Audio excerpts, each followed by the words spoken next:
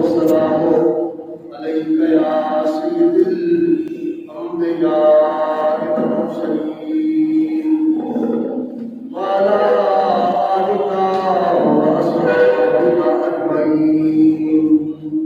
أما بعد فأعوذ بالله السميع العليم من الشيطان الرجيم. بسم الله الرحمن الرحيم. إن الله وملائكته يصلون على النبي يا أيها الذين آمنوا صلوا عليه وسلموا تسليما.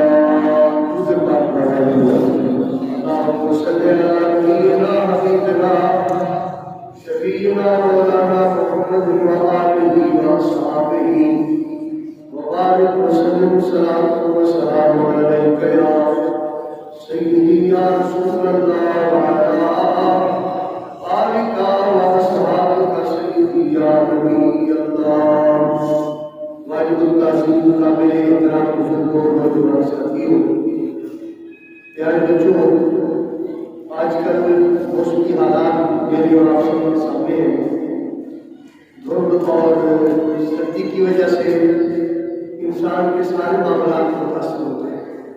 حتیٰ کہ آپ دیکھ رہے ہیں کہ مساجد میں نمازیوں کی آمد بھی متاثر ہوتی ہے. لیکن سچ بات یہ ہے کہ اللہ کی ہر نعمت میں کوئی نمی ہوتی ہے. ہم تو سمجھتے ہیں کہ بہت زیادہ سردی ہے، بہت پڑ رہی ہے، تو اس طرح ہمارا نکلنا آنا جانا مشکل ہے. لیکن اس کے اندر پتہ نہیں کتنے فوائد ہیں یہ انسان نہیں سمجھ سکتا. یہ وہ بنانے والا، موسم بنانے والا بہترین جانتا بھی ہے اور بندوں کے صحت اور ان کے جسم کی صاف اور ان کے کھانے پینے کے معاملات، ان کے جینے مرنے کے سارے معاملات زیادہ بہتر جانتا ہے. تو اس لیے ہمیں چاہیے کہ چاہے گرمی زیادہ ہو یا سردی زیادہ ہو، اللہ رب العزت کا شکر ادا کرتے رہیں. اللہ رب العزت کا ہر وقت حمد و ثنا ہماری زبان رکھے، کیونکہ ہمارے بزرگوں نے ہمیں یہی فرمایا ہے کہ فعل الحکیم لا یخلو مگر حکمہ. حکیم کا جو فعل ہوتا ہے وہ حکمت سے خالی نہیں ہوتا. بظاہر انسان کو اس میں کچھ کڑوی باتیں نظر آتی ہیں، کچھ سخت باتیں نظر آتی ہیں، لیکن حقیقت بات یہ ہے کہ اس میں بڑی حکمت ہے. اور میں یہ سمجھتا ہوں کہ آج کے موسم جیسے ہم گھروں سے وقت میں نکلتے ہیں، غیر ضروری سفر سے ہم پرہیز کرتے ہیں اور سیر و سیاحت والا معاملہ موقوف کرتے ہیں. بس اگر ضروری جانا ہو تو ضروری جانا چاہیے، لیکن ویسے بھی اگر موسم اچھا بھی ہو تو بندہ کوشش کرے کہ ایسے خامخواہ اپنا وقت ضائع نہ کرے، ایسی معافیت سے پرہیز کرے جس سے اس کی روحانیت پر اثر پڑتا ہو. ایسی معافیت سے بندہ پرہیز کرے جس سے اس کا دین کا اور دنیا کا نقصان ہوتا ہو. لیکن اگر آپ کو گھر میں رہنا ہی ہے تو پھر آپ جتنی دیر گھر میں رہیں زیادہ سے زیادہ اللہ رب العزت کا ذکر کریں. یہ موقع اچھے ہوتے ہیں، ان میں آپ اپنے وظائف کو مکمل کریں، درود پاک کی کثرت کریں، گھر میں اپنے بچوں کو اپنے ساتھ بٹھا کر اچھی اچھی باتیں سنائیں، بزرگان دین اولیاء کاملین کی زندگی کے بارے میں ان کو آگاہی دیں. زیادہ مطلب ہے کوشش کریں کہ آپ ٹی وی کی سکرین سے دور رہیں، اپنے بچوں کو بھی دور کریں، کیونکہ وہ ٹھنڈے باتیں نہیں ہوتی، مدلل نہیں ہوتی. ہم نے ان کو مطلب مدلل سمجھ لیا ہے. بظاہر وہ جمعہ و دستار کے ساتھ ہمیں قرآن کی تعلیم دے رہے ہوتے ہیں، احادیث کا درس سنا رہے ہوتے ہیں، لیکن ان کے اندر کا جو ذہن ہوتا ہے وہ ہمارے بچوں کے ایمان اور ہمارے ایمان پر حملہ آور ہوتا ہے. اس لیے آپ کوشش کریں کہ آپ نبی کریم صلی اللہ علیہ وسلم کی ایک حدیث مبارکہ ہے، آپ نے فرمایا کہ یہ بھی دیکھ لیا کرو کہ میں دین کس سے حاصل کر رہا ہوں، میں دین کس سے حاصل کر رہا ہوں. تو کہتے ہیں بس دین کی، وہ بھی تو دین کی باتیں کرتے ہیں، آپ بھی تو دین کی باتیں کرتے ہیں. یہ بات نہیں ہے کہ مطلب ہے ہم کپڑا وہ بھی دیتا ہے، کپڑا یہ بھی دیتا ہے. آپ بھی وہاں سے بھی لیتے ہیں، یہاں سے بھی لیتے ہیں. دودھ کے آپ کے محلے کے اندر کتنے سارے بھاڑے ہیں، کتنی ساری دکانیں ہیں، لیکن آپ دودھ بھی وہاں سے لیتے ہیں جہاں سے خالص دودھ. آپ کم از کم یہ کہہ سکتے ہیں کہ جناب علی فلاں جگہ سے میں دودھ لیتا تھا تو وہ تو پانی ہی پانی ہوتا تھا، لیکن ایک قطرے یار بہتر ہے، وہاں سے میں جو دودھ دے رہا ہوں تو 10 روپئے زیادہ ہے لیکن چیز خالص ہے۔ ارے بھائی آپ دنیا کی چیز خرید کرنے کے لیے 10 دکانوں کا پھیرا لگاتے ہیں، تجربہ کرتے ہیں، اور دین جیسی خالص چیز کو حاصل کرنے کے لیے صرف داڑھی اور دستار اور جبے کو دیکھ کر ہم بات سن لیتے ہیں اور کہتے ہیں کہ مولوی صاحب نے جو کہہ دیا ہے وہ بھی تو قرآن ہی پڑھتے ہیں، یہ بھی قرآن پڑھتے ہیں۔ اس طرح مطلب ہے ہمارا یہ رویہ نہیں ہونا چاہیے اپنے دین کے ساتھ۔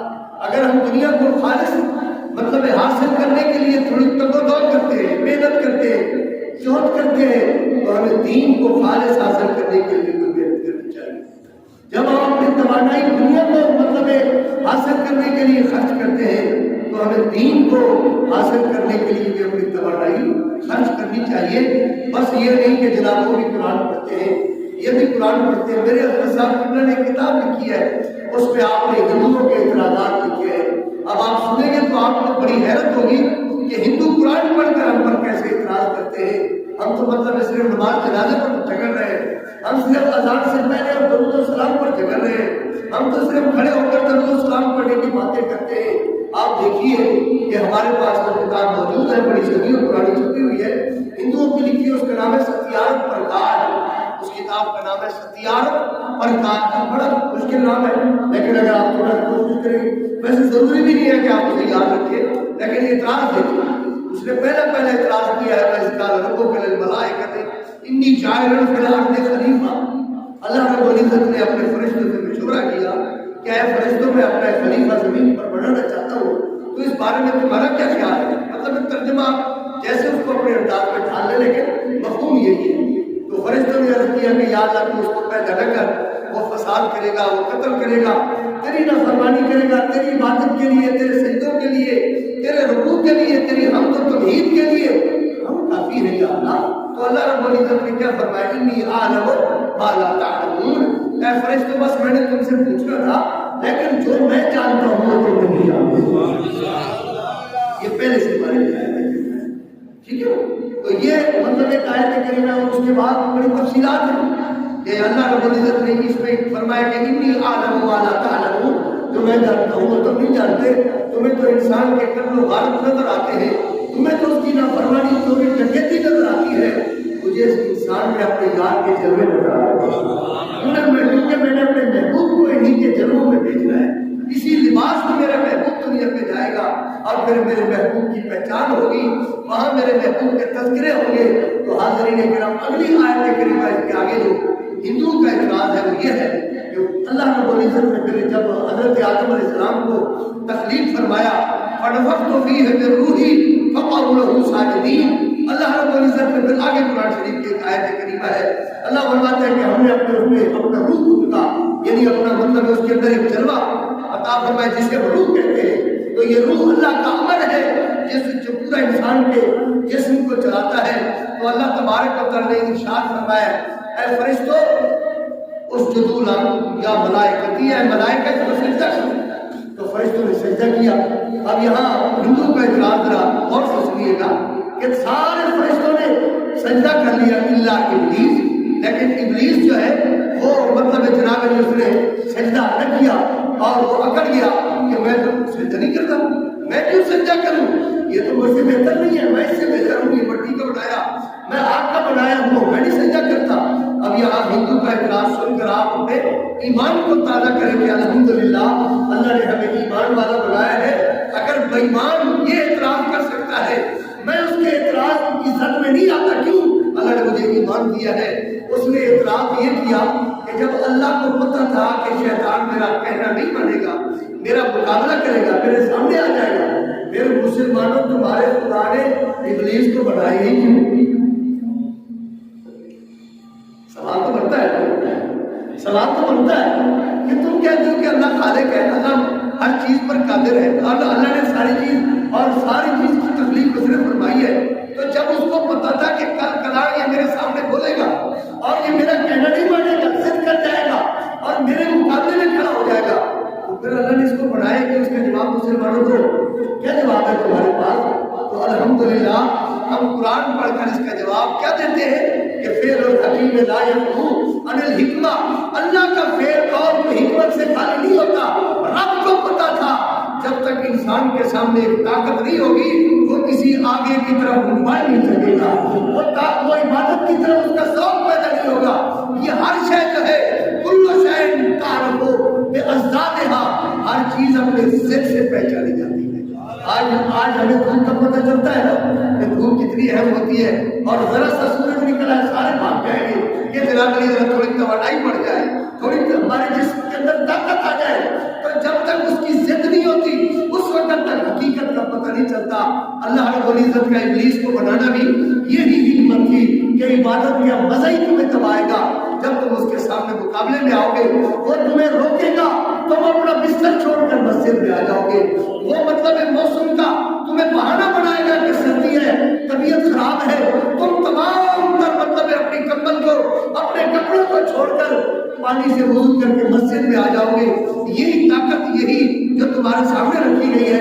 تو حاضرین کرام، اصل معاملہ یہ ہوتا ہے کہ ہم اگر وہ بھی قرآن پڑھتے ہیں، یہ بھی قرآن پڑھتے ہیں، تو قرآن کو ہندو بھی پڑھتا ہے، تو قرآن اس کا اگر ہم سن کر اس کی بات کے پیچھے لگ جائے تو پھر اپنے ایمان سے بھی ہاتھ دھو بیٹھے۔ اب اگلا اعتراف ہر سپارے پر اس نے آیا، ہر قرآن کریم کے سپارے میں سے، ہر سورت میں سے اس نے ایک آیت نکالی اور مسلمانوں پر اعتراض کر دیا۔ دوسرے سپارے میں ایک آیت کریمہ ہے، وَمَن يُطِعِ اللَّهَ قَرْضًا حَسَنًا، اللہ فرماتا ہے تم میں کون ہے کہ مجھے قرض حسنہ دے۔ قرض کی بھی کئی قسم ہوتی ہے۔ قرض حسنہ کیا ہوتا ہے؟ قرض حسنہ یہ ہوتا ہے کہ اگر دینے والے کے پاس ہمت نہ ہو تو دینے کی تو اسے معاف کر دینا چاہیے کہ یار وہ بیچارہ خود بھی مانگتا پھرتا ہے، بچے بھی اس کے بھوکے ہیں، وہ تو کمانے کے اب لائق نہیں رہا، اب اس کے وجود میں اتنی طاقت نہیں رہی کہ وہ بیچارہ کمائے، چلے یار کوئی حق نہیں، میرے چار پیسے ہی تو ہے نا، اللہ پاک مجھے کسی اور دروازے سے دے دے گا۔ اگر اس کے پاس ہمت ہوتی، طاقت ہوتی، پیسے ہوتے، مال ہوتا تو میں اس سے تقاضا کرتا، قرض حسنہ میں نے دیا تھا، میں نے مطلب اس کو نیکی کے لیے دیا تھا۔ اب چونکہ اس کے پاس لوٹانے کی ہمت نہیں ہے تو اب یہاں اللہ فرماتا ہے وَمَن يُقْرِضِ اللَّهَ قَرْضًا حَسَنًا، کون ہے جو مجھے قرض حسنہ دے؟ یہاں انہوں نے اعتراض کر دیا، تم کہتے ہو کہ اللہ ہو غنی، ہمارا خدا تو بہت بڑا غنی ہے، اگر غنی ہے تو تم سے قرضہ کیوں مانگ رہا ہے؟ قرضہ مانگنے کا کیا معنی ہے؟ تمہارا اللہ تم سے قرضہ مانگ رہا ہے، تمہارا معبود تم سے مانگ رہا ہے۔ وَمَن يُقْرِضِ اللَّهَ قَرْضًا حَسَنًا، کون ہے تم میں سے جو اللہ کو قرض حسنہ دے؟ تو بتائیے کہ اب ہندو کے اعتراض پر ہم اس قرآن کی آیت پر اس کے مطلب پر عمل کریں گے تو ہمارا ایمان ضائع ہو جائے گا۔ تو ہم اس کا جواب یہ دیتے ہیں کہ اللہ لینے سے پاک ہے، وہ دینے والا ہے، یہاں مرادی معنی ہے۔ اللہ فرماتا ہے تم میری مخلوق کی مدد کرو میں تمہاری مدد کروں گا۔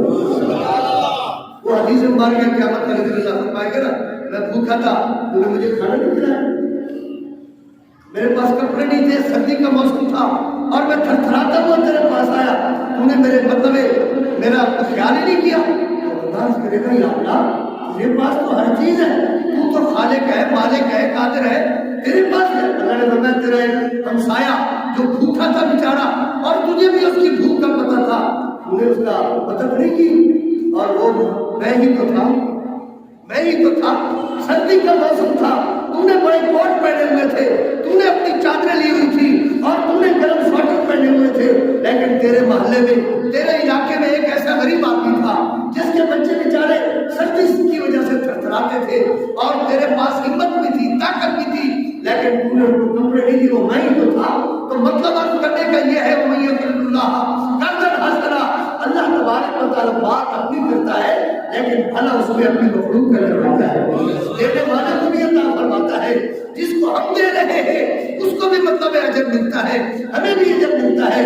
تو اس لیے یہ کبھی نہ کہا کرے کہ جناب وہ بھی قرآن پڑھتے ہیں ہم بھی قرآن پڑھتے ہیں، قرآن پڑھانے میں بڑا فرق ہوتا ہے۔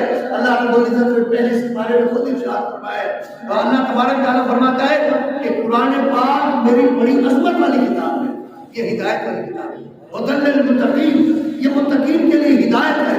لیکن اگلی بات آپ جب سنیں گے تو آپ کا دل خوش ہو جائے گا۔ اللہ فرماتا ہے کہ یہی قرآن، یہی 114 سورتیں جس پہ اللہ نے نازل فرمائی، جس کو 30 سپاروں میں تقسیم کیا گیا ہے، جس کو 60 منزلوں میں تقسیم کیا گیا ہے، اللہ تبارک و تعالیٰ فرماتا ہے کہ یہی قرآن وہ عظمت والی کتاب ہے کہ یضل بہ کثیرا یہدی بہ کثیرا۔ اسی قرآن کو پڑھ کر کئی لوگ ہیں گمراہ اور کئی ہدایت پا گئے، اور اس کے ترجمہ آپ دیکھیں گے یضل بہ کثیر ویہدی بہ کثیرا۔ اللہ فرماتا ہے اسی قرآن پاک کو پڑھ کر کتنے لوگ ہیں جو گمراہی کی طرف جا رہے ہیں، گمراہ ہو رہے ہیں۔ اب اندازہ کریں، ہے قرآن پڑھنے کے بعد بندہ گمراہ؟ ہے قرآن پڑھنے کے بعد پٹڑی سے اتر جاتا ہے قرآن پاک پڑھنے کے بعد وہ ہدایت کی بجائے گمراہی کی طرف چلا جاتا ہے قرآن پاک پڑھنے کے بعد وہ جنت کی طرف جانے کی بجائے وہ دوزخ کی طرف چلا جاتا ہے۔ یہ میں نہیں کہہ رہا، خود قرآن پاک فرماتا ہے یضل بہ کثیرا ویہدی بہ کثیرا۔ یہ قرآن کریم ان لوگوں کو جواب دے رہا ہے جو کہتے ہیں کہ وہ بھی قرآن پڑھتے ہیں، تم بھی قرآن پڑھتے ہو، قرآن تو سارے پڑھتے ہیں، ہم کہاں جائے؟ اللہ فرماتا ہے چپ کر جا، میں نے خود قرآن پاک میں فرما دیا ہے یہ قرآن پاک وہ کتاب ہے جس کو پڑھنے کے بعد کچھ لوگ گمراہ ہو جاتے ہیں اور کچھ ہدایت پا جاتے ہیں۔ میں بڑا پریشان ہو گیا، حیران ہو گیا کہ یا اللہ یہ کیا وجہ ہے؟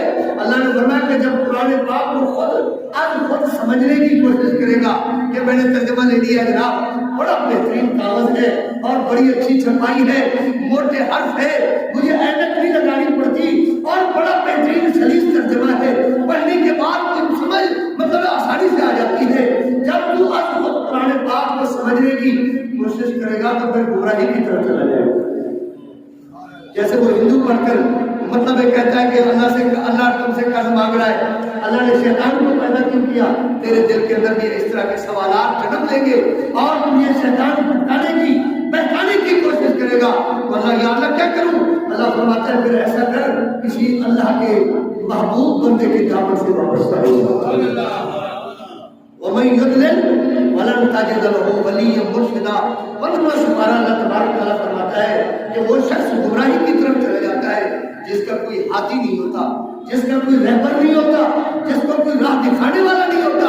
اب جب ہم قرآن پاک کا ترجمہ لے کر اپنے گھر چلے جائیں گے، ہاں ضرور لے ترجمہ، یہ میں نہیں کہتا کہ آپ ترجمہ نہ لیں، لیکن جس آیت کریمہ پر کوئی ڈاؤٹ ہو وہاں آپ نشان لگا کے کسی عالم دین کے پاس چلے جائیے کہ جناب یہ دیکھیے قرآن شریف میں یہ لکھا ہوا ہے مکروا ومکر اللہ واللہ خیر الماکرین۔ اللہ فرماتا ہے کافر بھی مکر کرتے ہیں اور یہی لفظ اللہ کے لیے بھی لکھا ہوا ہے۔ اب میں ایک بندہ کہاں جاؤں؟ مکروا ومکر اللہ، اللہ فرماتا ہے وہ بھی مکر کرتے ہیں اور یہاں لفظ مکر کا اللہ کے لیے لکھا گیا ہے۔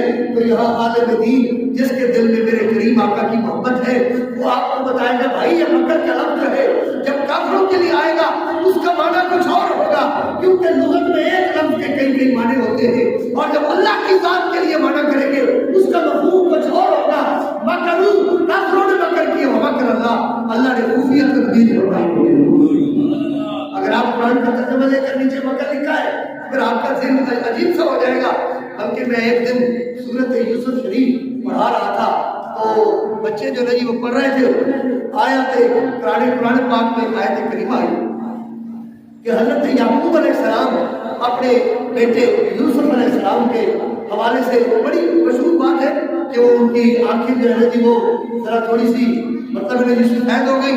قرآن پاک میں بھی فرماتا ہے کہ ان کی آنکھیں سفید ہو گئی اور اگلے لفظ ہے کہ وہ لفظ طال ہے جس کا معنی عام طور پر برائی کرتے ہیں، ٹھیک ہے، جس کا معنی عام طور پہ تو اللہ تبارک تعالیٰ نے وہاں فرمایا کہ وہ حضرت یعقوب علیہ السلام جو ہے وہ اپنے بیٹے کے حوالے سے تو بچوں نے مجھے ایک بچے نے بڑا سمجھدار جو بڑے غور سے سن رہا تھا اس نے جب ترجمہ کھلا ہوا تھا ان کے سامنے کچھ اور کا ترجمہ میرے سامنے ترجمان تھا اعلیٰ حضرت کا ترجمہ، تو مجھ سے پوچھ لگے سر جی بتائیے کہ یہ لفظ طال کا نیچے لکھا ہوا ہے کہ یوسف علیہ السلام کی محبت میں مطلب یعقوب علیہ السلام گمراہ ہو گئے، کیونکہ لفظ نیچے گمراہ لکھا ہوا ہے۔ قرآن کے ترجمے میں بڑی ڈنڈی ماری ہے، لفظوں کو تو کوئی نہیں بدلا سکا، عربی عبارت میں تو تبدیلی نہیں کر سکے، لیکن قرآن کے تراجم میں بڑی بڑی تبدیلیاں ہوئی۔ قرآن کے الفاظ کو تبدیل کوئی نہیں کر سکا، نہ زبر نہ زیر نہ پیر، لیکن بدقسمتی ہے کہ ہم مسلمانوں کو گمراہ کرنے کے لیے،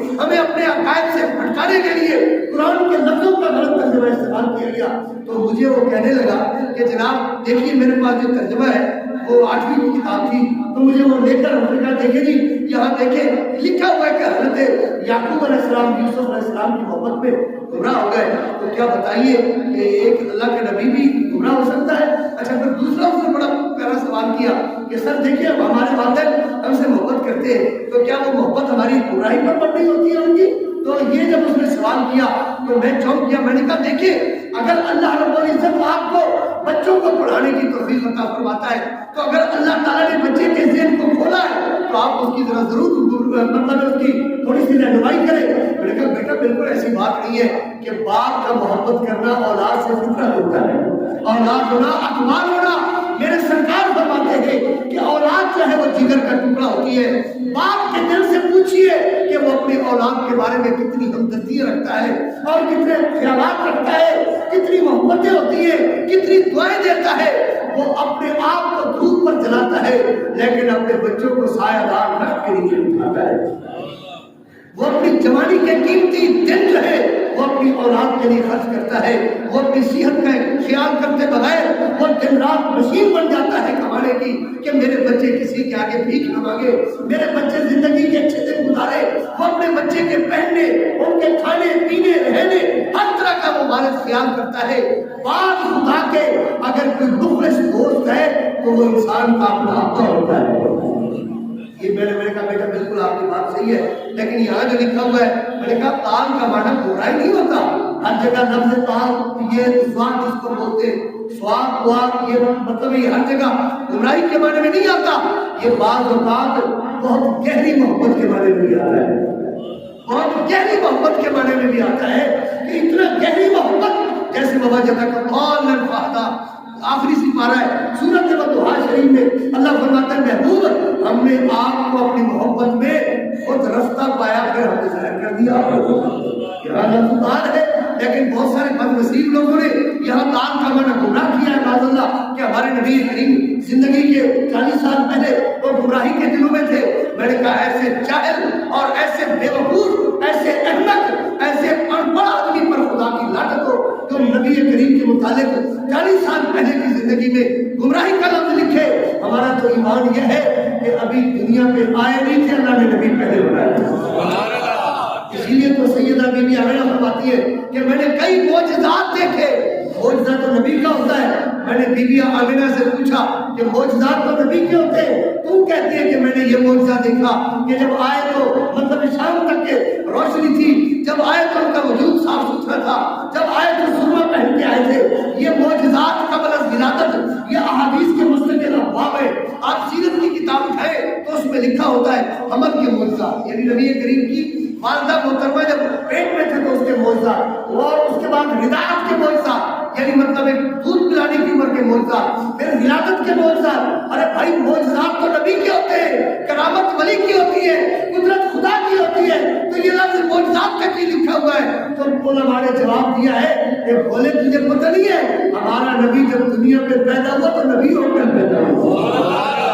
یہ نہیں ہے کہ وہ نبی نہیں تھا, 40 سال بعد نبی بنا, وہ اور کوئی نبی ہوگا جس کا وہ کلمہ پڑھتے ہیں. ہمیں تو اللہ نے وہ نبی عطا فرمایا ہے کہ آدم نہیں بنے تھے, اللہ نے نبی کو پہلے بنایا. بابا جیسا کہ قولن فہدا, تمہارا میں عرض یہ کر رہا تھا اور عرض کرنے کا مقصد بھی یہی تھا کہ حاضرین کرام قرآن کریم کو سمجھنے کے لیے ہمیں اہل اللہ لوگوں کے پاس جانا چاہیے.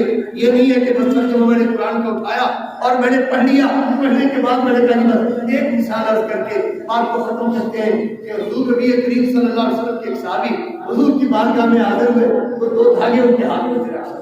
2 دھاگے, ایک کالے رنگ کا اور ایک سفید رنگ کا, 2 دھاگے ان کے ہاتھ میں. بات ختم ہو رہی ہے. 2 دھاگے ان کے ہاتھ میں تھے اور مطلب یہ دوسرے سپارے کے اندر. تو انہوں نے عرض کی یا رسول اللہ, اللہ نے جو روزے افطار اور سحر کا وقت لکھا ہے, یہ کالا جب سفید ہوگا, سفید جب کالا ہو جائے گا, سفید جب کالا ہوگا, کالا جب سفید ہوگا تو پھر یہ مطلب ایک بڑی تفصیل ہے. اگر میں اس میں بیٹھ جاؤں تو پھر سامنے اگلے جمعہ کے 3 بج جائیں گے, پھر آپ کہیں گے نماز پڑھی ہے. اچھا ہمارے پاس بھی کچھ لوگ ایسے بھی آ جاتے ہیں صرف نماز پڑھنے کے لیے, اور کچھ ہوتے ہیں تو 12 بجے تقریر سننے کے لیے آ جاتے ہیں. کچھ ہوتے ہیں صرف نماز کا مرنا کرنے آتے ہیں کہ 2 رکعت یہ جو تلوار لٹک رہی ہے لیکن یہ خدا کے لیے معجزہ, اس کو کسی طریقے سے ٹالے 2 رکعت والی, باقی ہم دیکھ لیں گے معاملہ. اور کچھ ایسے بھی لوگ ہوتے ہیں. سنیے تو نبی کریم کی خدمت میں حاضر تو دوسرے سے بارے میں یا رسول اللہ, یہ اللہ تعالیٰ نے قرآن پاک میں فرمایا سفید جب کالا ہو جائے, کالا جب سفید ہو جائے تو یہ روزے افطار اور سحر کا ٹائم شروع ہو جاتا ہے. حضور میں نے 2 دھاگے رکھے تھے اپنے سرانے، سوری رات کالا کالا ہی رہا، سفید ہی رہا، 24 گھنٹے گزر گئے، کالا سفید نہیں ہو رہا، سفید کالا نہیں ہو رہا۔ یہ مطلب ہے تب اللہ نے فرمایا کہ جب کالا سفید ہو جائے، سفید کالا ہو جائے، یہ تو ایسے کے ویسے پڑے ہوئے۔ میرے سرکار نے فرمایا تم بھی بولا ہے، مسکرا کر بولا ہے۔